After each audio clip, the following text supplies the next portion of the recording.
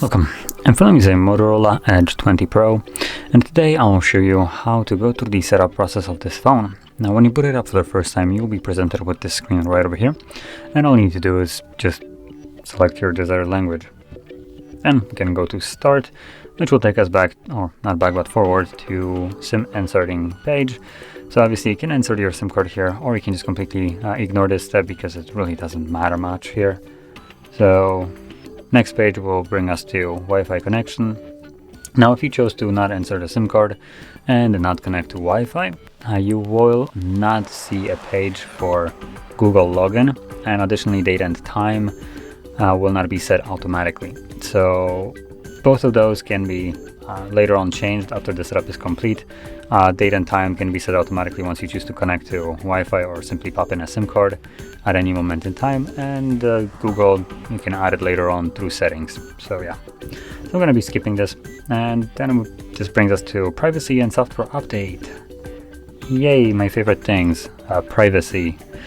So we have smart update, we have enhanced device support, get customer support and recommend it for your device, help improve Motorola products. So I will just disable this one. Honestly, this thing sounds like just spying software, but in a neat, nice worded package. So get customized support and recommendations for your device. Now for that, they need to have info about you. Thus, they also need to gather that data. So yeah, I'm gonna disable this because it just sounds kind of scammy. And then we have the smart updates, just automatically updates the device, I believe. Yep, automatic downloads and install security updates and bug fixes over Wi-Fi. So I probably would keep that on though. We can select accept and continue, which will bring us to the next page, which is Google services. So we have locations, scanning and sending user and diagnostic data. So going really quickly over these options right here, we have location, which is just GPS tracking, scanning, which is a device has allowance to look for signals like Wi-Fi or Bluetooth, and then sending user and diagnostic data is just Google gathering more data on you, which no thanks. And we can now go to the next page, which is screen lock. So here you can set up your screen lock pin, pattern, password. You can choose whichever one you want, though by default it opts into pin. So if you want to change it, just click right here, select other method, and then you can draw the pattern. In my case, tap on next and redraw it. Now there was additionally a skip button right here, so if you don't want to set anything, you can do so.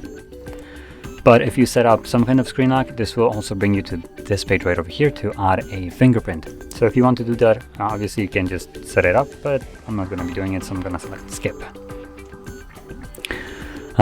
Stay in the know.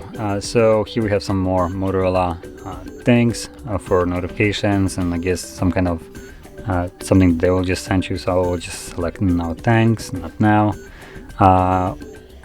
Wait, there is more. Okay, cool, I don't really care. And we have gesture navigation right here, so we can get started to learn how to use those. And if you don't want to use gesture, you will navigate to settings, but if you do, you can just simply swipe up and finish up the setup. And there we go. So if you found this video helpful, don't forget to hit like, subscribe, and thanks for watching.